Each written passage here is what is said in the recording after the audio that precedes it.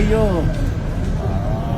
के अरे संरचना खडा गर्ने कुरा भन्दा 15-16 साल अगाडि हामीले कान्छी नानी अधिकारीसँग जग्गा लिएको हो। 50 सालमा किनेको 50 सालमा किनेको ल ठिकै छ।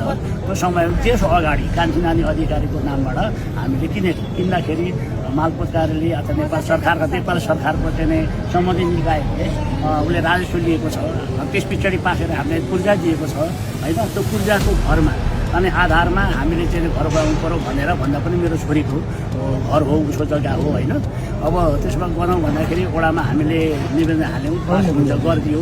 नगर महानगरपालिकाले चाहिँ नक्सा पास गरिदियो होइन। पास गरिदिएपछि अनि त्यसलाई चाहिँ हामीले अब ब्याङ्कमा यो अलिकति पैसा व्यवस्था गर्नु पऱ्यो भनेर ब्याङ्कमा चाहिँ कुरा गऱ्यौँ। ब्याङ्कले पनि चाहिँ राम्रो लगानी गरिदिएको छ होइन। यदि यो जग्गा सार्वजनिक हो अथवा चाहिँ इलिगल हो भने होइन उसले सम्बन्धित वडाले अथवा निकायले किन चाहिँ हामीलाई पूर्जा दियो, के अरे नक्सा पास गरिदियो।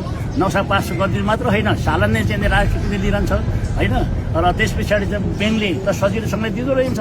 सबै कुरा वडाकै 4 किला खोज्छ होइन। निशाकरण खोजेपछि मात्रै भरपर्दो भएपछि मात्रै ब्याङ्कले चाहिँ लगानी गर्दो रहेछ।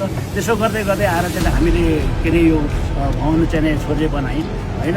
अब अहिले चाहिँ बुझ्ने कुरा हुन्छ होइन। यो गर्ने त्यो गर्ने के भन्ने सुनिन्छ नि त। हामीले आधिकारिक रूपमा फेरि कहीँ कसैले केही भनेको छैन कि। अब यो मिडिया भन्दा पनि यो के अरे कराउँदै हिँड्ने यो माइकिङ गर्दै हिँड्छन् है। कता के हो भन्ने कुरा भयो। अनि एकपल्ट 2 वर्ष अगाडि पनि यस्तो कुराहरू चलेको थियो कि साथीहरू।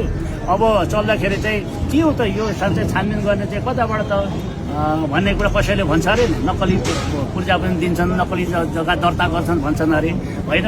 अब त्यो एकदम बुढी मान्छे कान्छी नानी अधिकारी हुनुहुन्छ चाबेरमा होइन, उहाँलाई चाहिँ गरेर हामीले लिएको जग्गा हो कि।